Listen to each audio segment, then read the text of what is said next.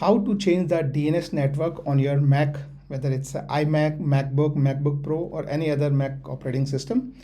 To change your DNS, you need to go to System Preferences. You can go from Command and Space and search here System Preferences. You can start from here, or secondly, you can go to this Apple icon on the left top corner and click here, and second option is always System Preferences.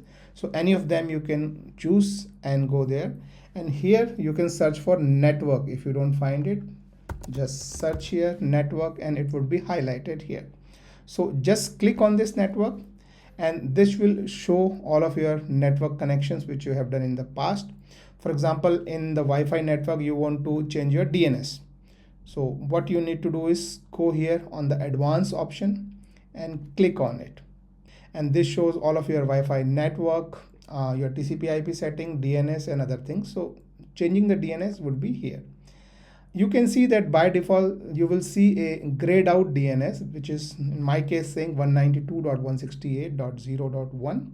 And this is grayed out because this comes from my Wi-Fi TCP IP settings and is auto assigned by DHCP server running on my router. So you can see my router is 192.168.0.1 and the same is the DNS server.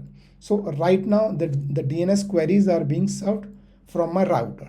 If I want to add my own DNS server, for example, Google provides 2 DNS servers. So if I want to do that, let's say Google provide one 8.8.8.8 and another one Google provides is 8.8.4.4.